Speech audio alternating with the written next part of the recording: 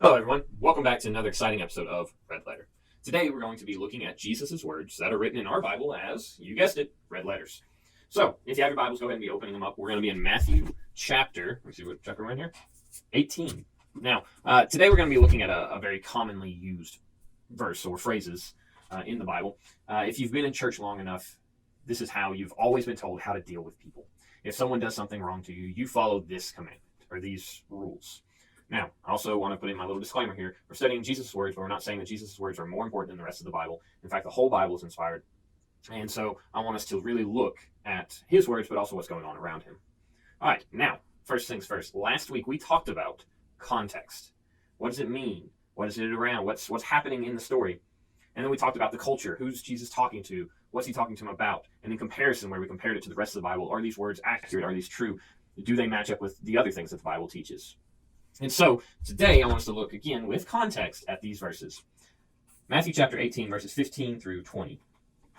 If your brother sins against you, go and tell him his fault between you and him alone. If he listens to you, you have gained your brother. But if he does not listen, take one or two others along with you, that every charge may be established by the evidence of 2 or 3 witnesses.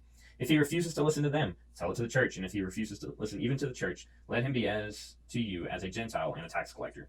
Truly I say to you, whatever you bind on earth shall be bound in heaven, and whatever you loose on earth shall be loosed in heaven.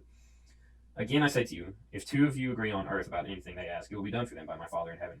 For where 2 or 3 are gathered in my name, there I am among them.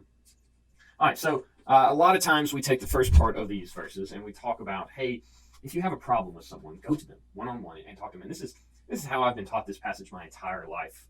And it has been up until recently with a study on this passage that I have seen that there's actually more to it than, hey, if you have a problem with someone. I want you to look at the context of the passage. What is Jesus talking about around this passage? He's talking about the parable of the lost sheep, parable of an unforgiving servant. And so we see these 2 parables bookending or surrounding this story, or not story, this instruction on how to go to your brother. And it tells me that this instruction is not just a good way for me to go talk to someone if I'm angry with them, but it's actually talking about going and helping people come back to the church. This is a restoration passage. If someone has sinned and they have sinned against you, go and talk to them about it. Go and see them and be like, look, you're sinning.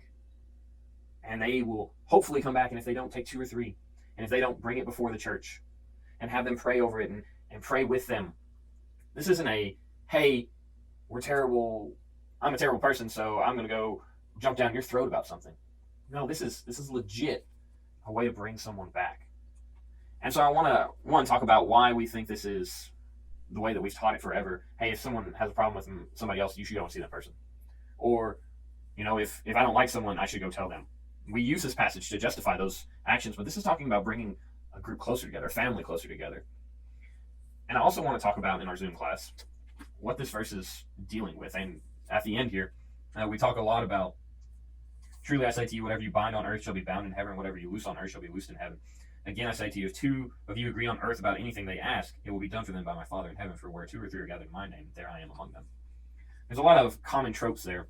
I do know the 2 or 3 are gathered in my name has been a really hot topic for churches recently, as we've been looking at, hey, what exactly contributes to 2 or 3? If I'm at home watching my Sunday service in my pajamas and nobody else is around me, am I really worshiping God? If there's only one of me?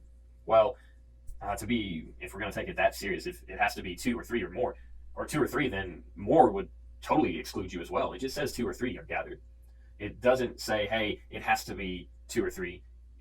It's an example. You're taking it too critical and too straight nose. So these are some of the things that we're going to be talking about in our Zoom class, and I can't wait to talk to y'all. I love this. Love y'all. Miss y'all. I will see y'all in our Zoom class. That means at 7 o'clock on Sunday night, and then 7:30 for the senior high. Really looking forward to seeing y'all there. All right, bye. Oh, wait.